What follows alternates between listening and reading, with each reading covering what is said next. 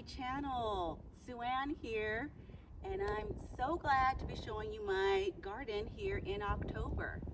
Now, if this is your first time here, welcome, welcome. And if you saw me on Dig, Plant, Water, Repeat with Janie, I just want to thank Janie so much for sharing her platform and helping us all learn from each other and be inspired from one another. So thank you so much, Janie. Let me show you around the garden. First of all, I want to point out my beautiful ground cover.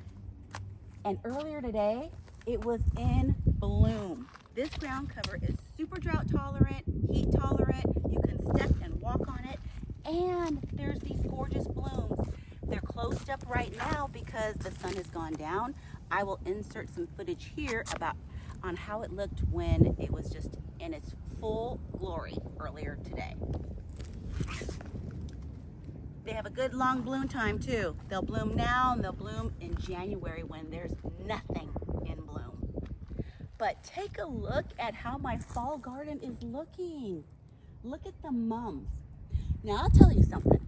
Mums get a bad rap. Everyone says, oh, don't even waste your time buying mums because they don't last very long. I bought them in bud stage, but the key is planting them in the ground. They last so much longer with their root balls insulated. And look at them.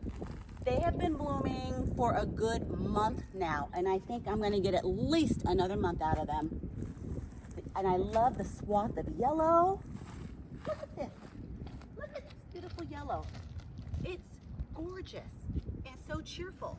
And then my groupings of orange. Oh, I love it. I love all this color. And this is quintessential fall. Now, my evolvulus, my Blew My Mind evolvulus was beautiful. It starts to open up its blooms when the sun is shining.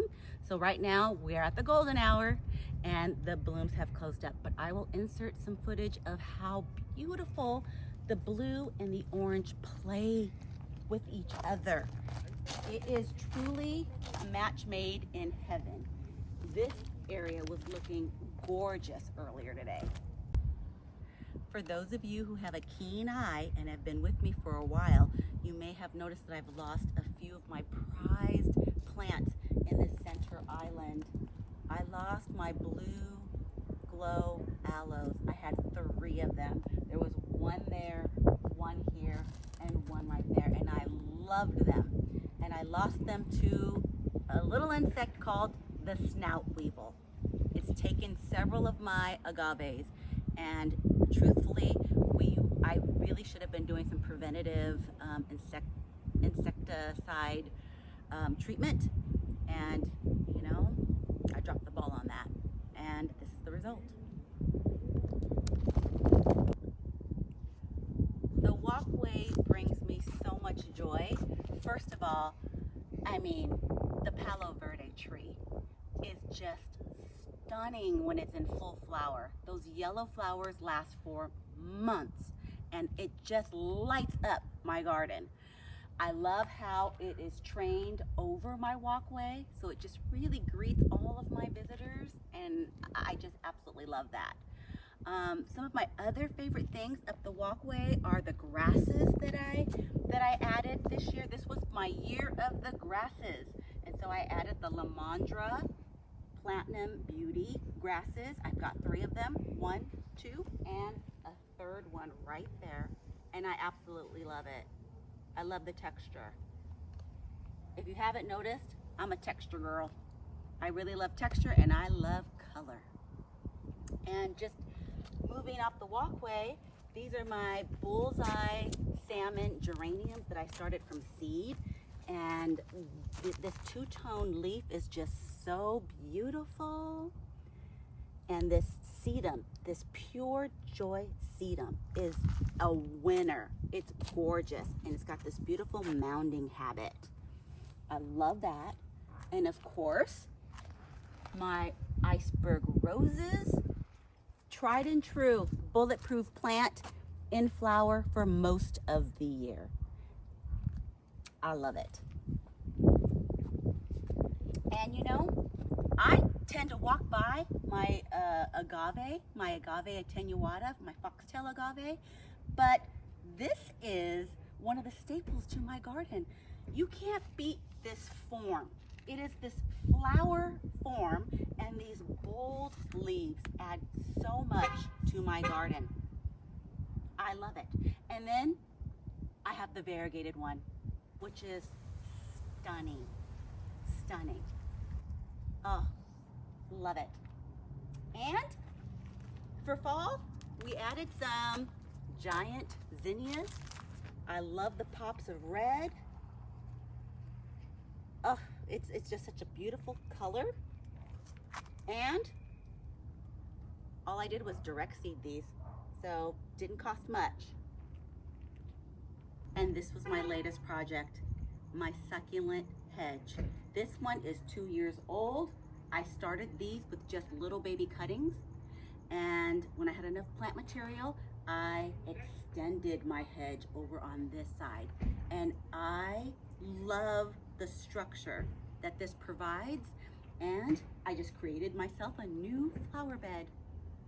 Room for more plants. This is my flamethrower redbud tree. Isn't it funny that the most vibrant color is actually in the spring and summer? And this is its fall color, this green. Still love it. Love the heart-shaped leaves. And I recently just limbed up the bottom branches so that we could see through this view a little bit more. And I feel like the tree looks more statuesque. Sedum Autumn Joy, looking awesome, bringing that fall color vibe here. And my Petalanthus bracteatus. This is a wonderful plant.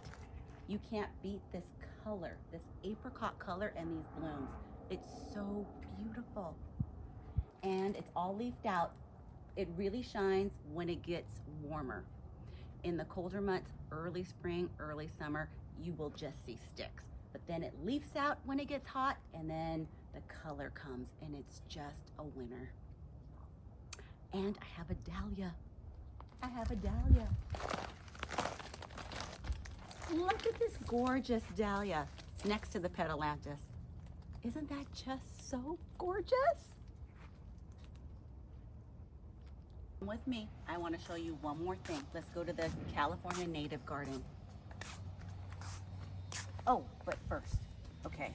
Mystic Spire Salvia is a rock star because it is in bloom all year long. As a matter of fact, I have trouble cutting it back because it looks so pretty. I don't want to be without these blooms. So this is a winner right here. Let's go check out the native garden. We've got, this is a xeriscape. That means there is no irrigation to this part of the garden. I supplementally water this once a week, maybe once every 2 weeks, and that's it. So everything here has to be tough as nails. We've got some senecio, some little graptivarias, this back and black sedum, some aloes. This is Dazzlerium longissimum, or Mexican tree grass. It is just a really pretty structural plant. I've got my Catalpa, El Nino Catalpas. They didn't grow as fast as I wanted them to, but I've just got to exercise patience. Okay, I've got more of my dwarf carpet of stars ground cover here. Literally, I just pulled up a chunk with a little bit of roots and transplanted it here. More of my ripple jade hedge here. My barrel cactus.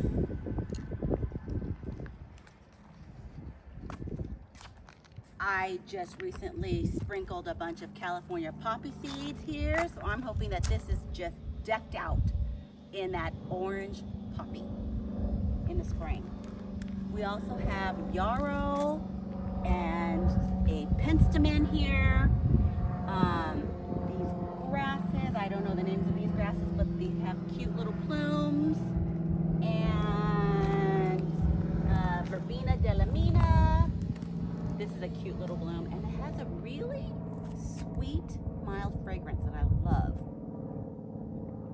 I noticed that just by walking by it the other day. And this is a Texas sage shrub that I have limbed up into a small tree.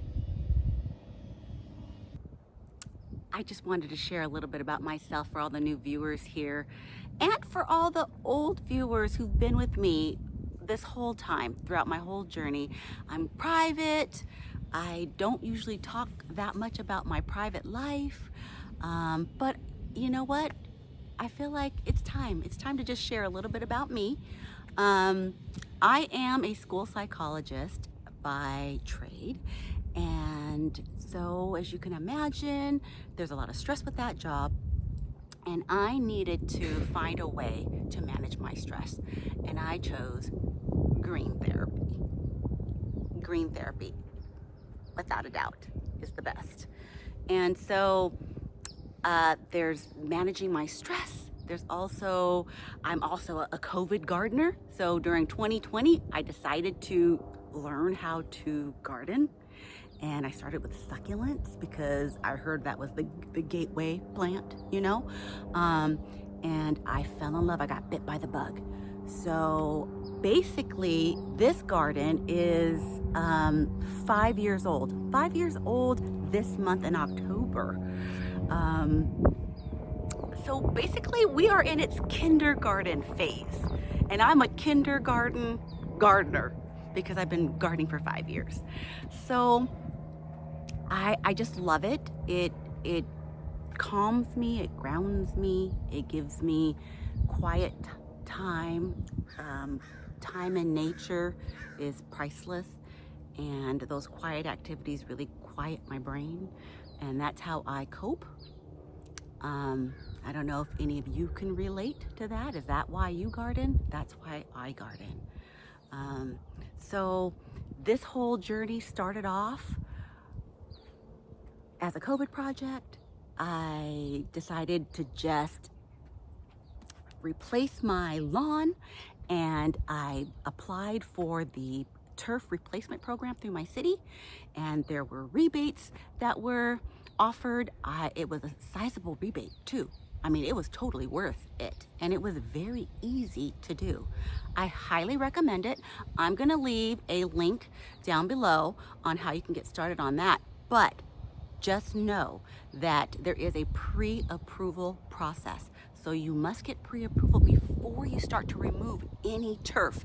That is, I just got a phone call from my son. I need to go pick him up from work, and I just wanted to say thank you so much for walking through my garden with me. I love October. It is my garden's birthday. It's actually my birthday, so I love October.